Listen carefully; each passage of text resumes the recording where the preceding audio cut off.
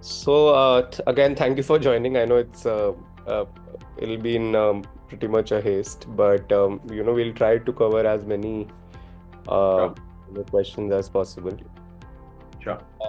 So Mr. Bindra, you have been at the helm of various companies, driving and transforming, you know, change, uh, especially when it comes to AI. And today, I think the dynamism in which um, technology is converting marketing, I think that's unprecedented. I did an interview with Mr. Scott Brinker, and he said that from 11 solutions back in 2013, today there are 14,000 Martech solutions. So Who's I got rich? I may ask.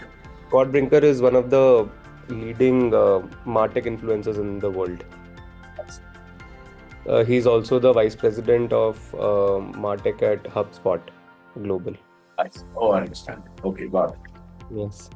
So my first question is, you have worked extensively in, AI, digital transformation, emerging technologies. How do you see it reshaping marketing specifically this year and beyond? Sure. No, thanks, Bridge. Good to be here, and happy to have this conversation. See, uh, we've had many technologies come in over the last almost 100 years, and many of them have impacted, reshaped many functions, including marketing. I think the last big reshape that happened, or the big, almost like a tectonic change that happened in marketing due to Mm. technology, was with all these set of digital technologies. When social media networks, social media search, etc., came in, and the customer became from what I call an industrial customer to a digital customer, right? And from a low technology usage, low choice, a Mm. physical buying environment, it became much more of a humongous choice, large choice sets, search and click kind of buying, etc. And so, as the customer changed from an industrial customer to a digital customer, marketing professionals also had to have this gut wrenching change. If you remember, people used to deal in what billboards, afternoon traffic, morning traffic, or who makes the best I ad was, going to Mauritius. I was just seeing this web series called Mad Men, which is about advertisements So in Mad 90. Men is set in that era, right? So yeah. So I believe that after that, the next tectonic shift is now going to happen with AI, Mm. specifically in marketing. And the reason is very simple. Generative AI, especially, is while AI has been there for a long time, and it has had obviously impact on marketing in terms of buying, in terms of efficiencies, etc. Okay, or in how you kind of do SEO, etc. Mm. But with generative AI, the big shift in marketing is because generative AI is a cognitive technology. It's a creative technology. It's a generative technology. That's why it's called that. And if you look at the marketing function, a large part of it is cognitive. It's creative. It's about strategy. It's about messaging. It's about connecting with the customer. And so to conclude, therefore, I believe that there will be this after the digital customer, where there will be this new kind of AI customer. Okay, whatever that customer is called, whatever jargon comes for it. But basically, rather than massive choice, it'll be infinite choice. Okay, rather than recommending stuff, it'll be like anticipating stuff that you want to buy. Okay, rather than search and click, it'll be conversational and immersive. And pretty much the customer will have like a marketing or a buying assistant, a personal shopper, if it may. And therefore, the same gut wrenching change that marketeers went from the madman era to the digital era, the same kind of massive change I think will need to happen from the digital era to the AI era. And frankly, this is true for both B2C and B2B. We tend to ignore B2B, but I think the same changes will happen even in B2B. No, but don't you think there's while the change will come, and it is obviously expected to come, there are a couple of huge issues that are coming with this change for marketers. One is the death of third-party cookies. Getting information now is ever so difficult. Google Chrome has also, will phase it out by the end of 2025. And second is the large looming cases against generative AI platforms. Even in India, there's a case going on between ANI and ChatGPT where ANI has claimed that Yeah. ChatGPT data. It's very, and globally also a lot of cases are there. So, Bridge, you're a young. Sorry, continue. Sorry. I thought you had completed. Please continue. no, please go ahead. I think you have No, I was saying, Bridge, you have you're understood young. the question. Okay, you weren't there when the madman to digital tectonic shift happened, probably, or you were not in the throes of it. Yes, And I can assure you, the number of problems then were as many, if not much more, than the number of problems now. No, so my question was that collecting information is becoming difficult. So what are the newer ways wherein marketers can actually go and collect information? So I will kind of answer this a little generally, Bridge, because I'm not a marketer. Okay, so I'm not a martech person. That your HubSpot friend will be much better equipped to answer this particular question in detail. And But I'm sure there are many. you can answer it from the perspective of how from AI only, how what can be adopted, how can you circumvent this? No. You can't circumvent this. This era is dead. Okay, it's again like you asking me, yaar, how can I still buy afternoon traffic billboards? Okay, though people don't look at afternoon traffic billboards. Honestly, yesterday I'm kind of doing something new, and so I was working to create a new website.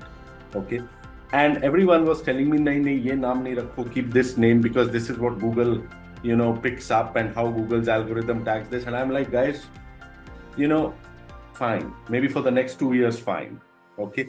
But search through Google itself is declining gradually. And you know how it happens with technologies, it'll be gradual and then sudden. Okay. And the way people will look for it, a way people will now start looking for information. Okay. Will start looking for what to buy, etc. will be through these hundreds of AI chatbots. Okay. And so my advice to marketers is that, look, sure, you got to manage it for the next 2-3 years. I don't know what are the different ways to get information. Maybe I'm sure there are ways which are cookie-less, etc., which you do not use. But what if you're kind of going to be a CMO or are a CMO, what I would be urging them is that start looking at an era where your customer is all actually going to put on his buying intentions or her purchase intentions or her travel intentions, not on a search engine. Okay, but on a AI bot. And in that case, life is going to become more difficult. Okay, because the technologies for SEO on a AI bot, okay, or any of these things which we were used to, frankly, the cookie part is a small problem, okay, compared to the big problem that is coming in. So I don't know how to solve the small problem. I have no idea.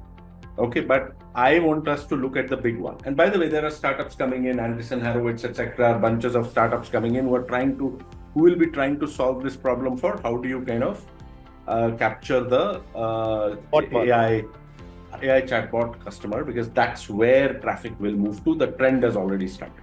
And then the question comes from the POV of ethics, and then you have studied it as well. The other day I was searching for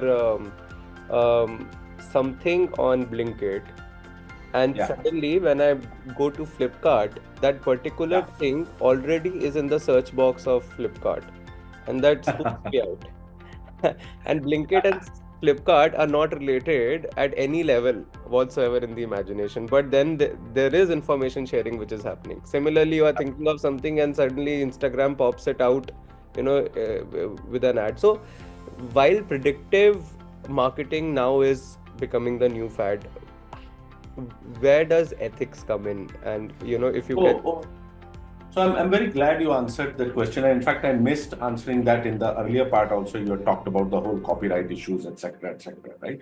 So let me take both of these things, the copyright part and the overall ethics part. Look, copyright is one angle of the overall ethics debate, right? And it's a big one. Copyright, plagiarism, and therefore privacy, okay, is a big debate. And very frankly, it will continue to be fought, okay, till the end. because there are two sides to it. Now, right now, because it's just the beginning in the AI context. I'm not talking about the social media and the Blinkit, Flipkart part, which I'll come to. Okay, but in the AI context, I think many of these copyright, including the ANI one and bigger ones with New York Times and OpenAI, etc., are in the world's courts, in different courts across the world. And I think over the next 1 or 2 years, we will have judgments and therefore precedents. Yes. Okay, which would kind of say that what one can do, what one cannot do. One particular precedent which has already come out is that how the AI companies will need to pay publishers. Okay. And so, which has already started, with OpenAI making or Google making deals with multiple large publishers across the world. So that the only thing I would say here before I move to the second part is that, look, unfortunately or fortunately, it's here, it's inevitable. Okay, it's not going to go away. And so people totally refusing to scrape your data is not going to stop. Okay. And so it'll have to be some kind of arrangement. And frankly, the same thing happened with the digital world and publishers, as you know, okay, before. And, the wars between Google and publishers are still being fought. Okay. And coming to, therefore, the ethics part of it, my view, Bridge, is that the ethics in AI, as it stands today, are actually far more better than the ethics in social media. Okay. So if, for example, a parent who has a 12-year-old daughter asks me, can she use ChatGPT? I'm like, absolutely, just keep her away from Instagram. Okay, because in AI, at least we are kind of talking about it. We've framed some principles, some guidelines. People are talking regulation, US framed regulations. In social media, we did nothing. Okay, and so therefore it became totally free for all, and therefore this issue of what you're saying, data being shared indiscriminately between people. And my view here is that, especially with India, where we are far less privacy conscious. In fact, my dissertation in Cambridge was about privacy in the Indian context and, Indian philosophy, etc. Our economics, our demographics, incomes don't allow us to value privacy. Okay. So everyone's data is anyway out there with Aadhaar and Digi Yatra and UPI and everything. The cat is out of the bag. Okay, and right now trying to get the cat back in from a social media viewpoint is not going to happen. We have to try our best. It's not a priority. As a citizen, it's not a priority for you also. As a citizen, as a society, as a government, it's not priority. And we have to recognize it, live with it. But hopefully learn from it in the AI era. Okay, and so what can we do and what can we not do? Learning from that in the AI world is the best that can happen, right? Great. So I can put a lot of questions. I can talk about skills. I can talk about ROI, etc., etc., etc. But I want to ask you, something which you have worked in the past, which is AI and spirituality. Which wow. So can you throw some light on that? I'm very pleased and surprised that marketing publication is asking me about this, but it's one of my favorite areas. I wouldn't say spirituality as much, Bridge, but what I've tried to do is, and what I'm trying to do whenever I get some time, is to see that how Indian thought and philosophy can influence or help in solving ethical questions in AI. Okay, so it's not spirituality as much. Okay, it's more about bringing in the philosophy. So what is happening today is, and I figured that out, and that's why I went to Cambridge, frankly. Okay, is that obviously people are aware of all the ethical issues around AI, and so they are trying to figure out the ways to solve them, and all of them, virtually all of them, are turning 90% to Western schools of philosophy and maybe 10% to the Chinese schools. Okay, and various schools like consequentialism, deontology, it doesn't matter, but the whole thing is that they're trying to address it from that view. Now, we are about 1.5 billion people, and if you add some more countries in Asia, about 2 billion people, okay? We think of all these ethical issues very differently. We just spoke about it, that, it's not priority. For us, for example, in the West, individual privacy matters a lot, the right to be left alone. True. For us in India, growing up, we have no concept of the right to be left alone. Okay, for us, it's collective privacy, spiritual, societal privacy. And actually, if you go back to the Bhagavad Gita or you go to Advaita Vedanta, you'll find that they've defined how we think of this, and so I'm trying to see how we can bring some of those thoughts in, concepts in, as we frame specifically in India regulation around, some of these issues around AI. So that's the work I do, and that's the limited thing that I want to do. But there are many other aspects of AI and spirituality. It's about, after death, people are creating AI clones, so of their departed people. So, how do you deal with that? There are relationships on AI. People are having AI boyfriends and girlfriends. Okay, how does one deal with that? There are many other aspects, but I'll kind of stop here for you to ask more. No, I want to deep dive into this. Yeah. Not the second part of what you said, but a specific example as to how you are bringing, the Indian thought into ethics. Yeah. If you can just give me a few examples. Sure. So, let's say not bringing, trying to bring. Okay. So I will say two things. I'll give you two examples in a sense. Okay. So in India, for example, the right to privacy is a fundamental right. You might have heard that Supreme Court passed a judgment, okay, saying that the right to privacy is a fundamental right. That right is now known more for its violation than for its, for people honoring it. I mean, you can see there is, as you rightly said, for us, there's no right to privacy. And India is actually one of the very few countries which actually has a fundamental right of privacy, one of a handful of countries. Now, if you go and read that judgment, for example, Reg, you will find that the entire judgment, which Justice Chandrachud wrote actually, okay, is the first 10, 15, 20 pages of that 80-page judgment is talking about what is privacy, and the entire 20 pages are Aristotle and Immanuel Kant and all the Western philosophers and all the Western case law, okay, and therefore the right to be left alone, and therefore in India the privacy law should be that each person as a person, as an individual, should have a right to privacy. On the other hand, if you see, for example, our texts, you see Advaita Vedanta, okay, you see the Vasudev Kutumbam thing, okay, the world is your family, okay, or you see in Vedanta, you see the fact of what is called Tattvamasi, which is that there's no such thing as an individual. We are all one thing, okay, and we are just manifesting Maya as different things. So right from our beginning, Indians, we haven't believed in individual privacy. Okay, we've always thought of privacy. In fact, if you go to Indian languages, except Gujarati, you don't find a word for privacy. Okay, there's no word for privacy. The closest word for privacy is Gopiniyata, which is secrecy. Okay, and so we don't have the concept of individual privacy, and we can see that in marketing also, or in the digital public goods space, DPI, DPG. We don't care.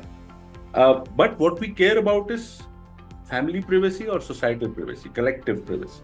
Okay, that as a society or as a family, I should have my, whatever. And so, therefore, laws, guidelines, etc., how they should be now relooked at using this thought, then only they'll work.